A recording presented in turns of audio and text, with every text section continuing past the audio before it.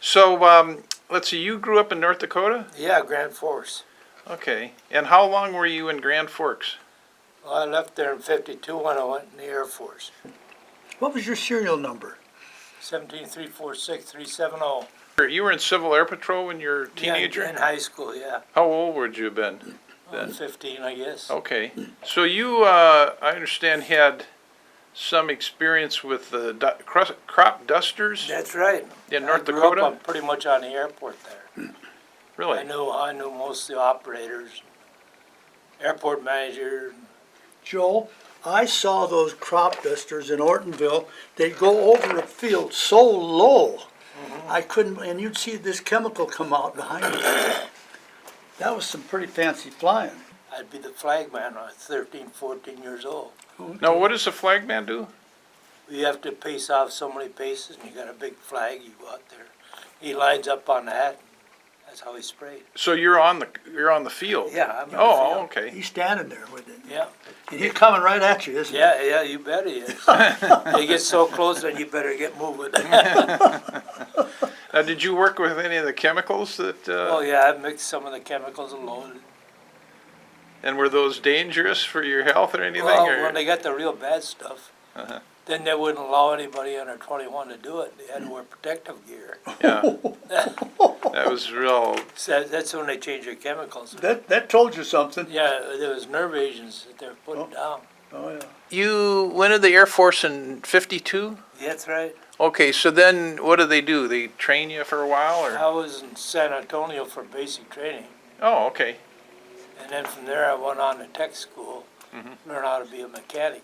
And what planes were you working on in your service career? Well, we had a C-47 in North Africa. I spent a year there. What country? That's only What Morocco, French Morocco. Okay. We were at Site 11, they call it. It was on the east side of Slay Air Base there, which is a French air base. Mhm.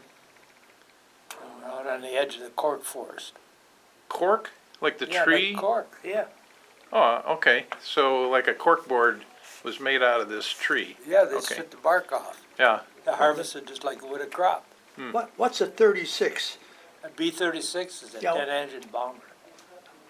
Now, Biggest airplane the Air Force ever How flew. many engines? 10. 10 engines. Yeah. Wow. now people young people don't know about the B-36 so as I understand it, this plane was really big. I mean, you could walk out into the wings, is that That's true? right. If you're You got walked out to 6 of the engines. So inside the wing, you could just walk Yeah. towards the engine. And then, Yeah. did you ever work on the engines from inside? No, I never had to. Yeah. So you were you had your training in '52, and then did you go to Morocco right away? Yeah. Okay. See, the first year was all basic training, tech school, 30-day furlough. They sent us to Camp Kilmer, New Jersey. We had no idea where we were going until we got on a troop ship. So you're going to Casablanca? Where the hell's that? That's a movie. Yeah. And then we went out through the Brooklyn Navy Yard All right. to board our troop ship. Then you went across the ocean to Yeah. Morocco. What was that like crossing the ocean on a ship? Did you get sick or anything? Or No, it was just boring, just a real long slow. day? I think only went 10 or 12 knots or something, like a wide open. They're upgraded World War II Victory ships. Oh, okay, Yeah. like a Liberty ship, Yeah. you mean? The Huh. next step up. The next one up from that, okay. Well, The what main was, deck, they carried the officers and dependents. and you We got to ride a whole way down the bottom. did they have bunks or? Oh yeah, stacked way up the ceiling. Were you overnight then and sleep on those? Oh yeah, Okay. yeah. And Yeah, when we went overseas, they clued us in, we were talking to cooks and stuff. How was the Said, food? why don't you volunteer for the BKPs? Uh-huh.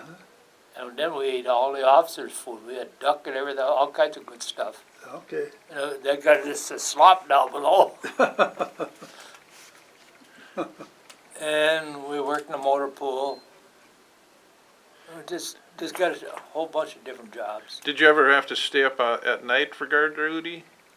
Yeah, I had to main gate once in a while. Sometimes they marched around, they had built a school there for the dependent kids. You will have to walk around that all night.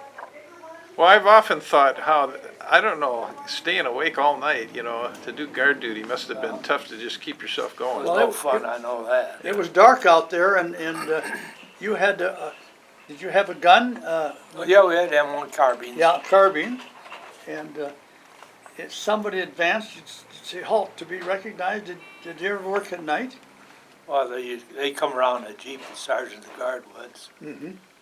He's regular air policeman, we weren't. Okay.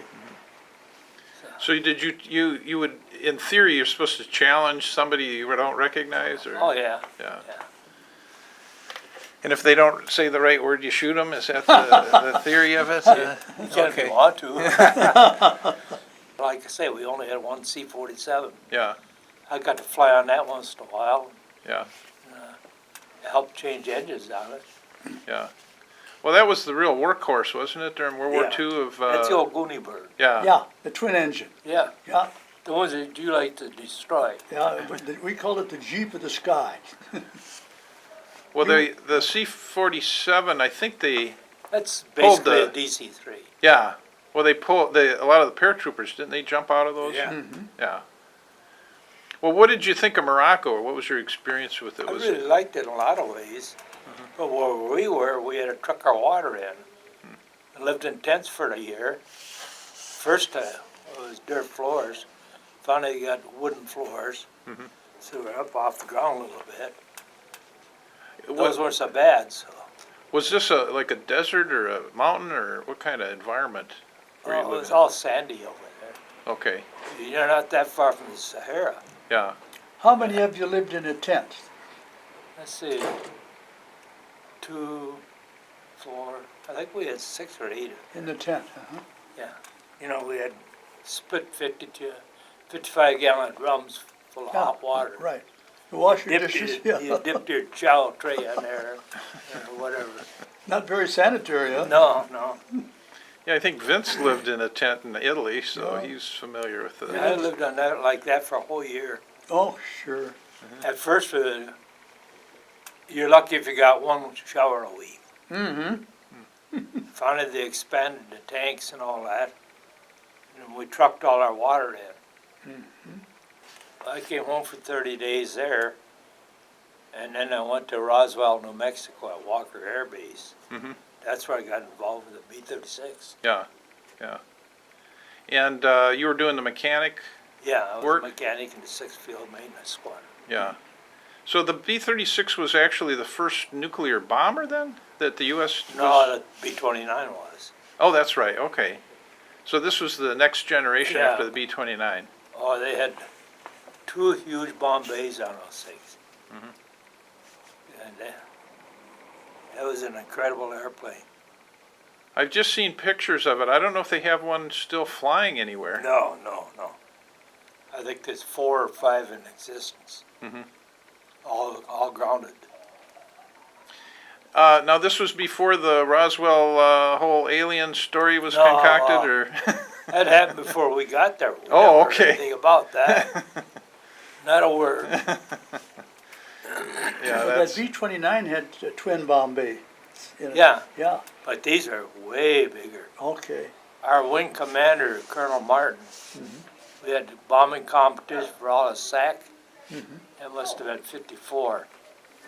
Wow. And he come taxiing in, didn't wait for the tug, backs the goddamn airplane up right into his parking spot, by reversing the propellers. He got parked, opened the bomb bay door, down come his car, all painted up in wing colors. I guess he retired as a lieutenant general. Oh. It's a big- Steve here knows who he is. well, that's a big Bombay if you can put a car in it, I would Oh, think, yeah, that so- was just part of it. Yeah, wow. Wow. That's funny. I've never heard of anybody doing that in the Yeah, Air they Force. did it. say, ground power unit, if they carried that, that wasn't that from Bombay. Went right on the bomb shackles. They had a framework that hooked it up there. Did you fly with the airplane when it went around on different tours? Or I flew on it occasionally, Mhm. but it's mainly a maintenance type flight. Yeah. The last flight I had, there was a SAC alert. Oh, you We mean got when they called were, out to the airplane. was it a genuine Get on, alert? get on, huh? Was it a genuine alert, or was it just? Yeah, it was supposedly an alert. Okay, They had alerts all the time. okay. That's the only time I ever got called out on an airplane. Had to go on an airplane, we got told what airplane to go to. Yeah. Strapped on our chutes and got on board. Well, I don't know where we were. We were out over water, we were over mountains. No idea where we were. We were flying around all day out there. Was that an intercontinental? Oh, yeah. So it could fly to Russia if it had to Oh, deliver yeah, the bombs exactly. from New Mexico. Wow, that's something. They went from Dallas to Casablanca all the time. Or Dallas, Fort Worth there. Would they stop and refuel? No, you couldn't refuel it. Oh, they just flew across the Atlantic They flew Ocean across it. from New Mexico. In Texas and New Mexico, yeah. Yeah, wow, that's amazing. So those planes flew all over the world, basically. Oh, yeah. Yeah, yeah. Yeah. Well, you went from like near the Arctic Circle to the Guam in the the tropics. Yeah, I mean, it wasn't all at the same time. Yeah, yeah, yeah. But I mean, that's quite an extreme of places to get It was. posted to. After your time in service, then you went to the University of Minnesota? For 1 year. Because most of your working life was Yeah, at Northwest. right. Well, Joe, I sure appreciate your giving us the time to tell some of the background and stories and stuff, and to get it on video so we can Uh-huh. preserve it for the future.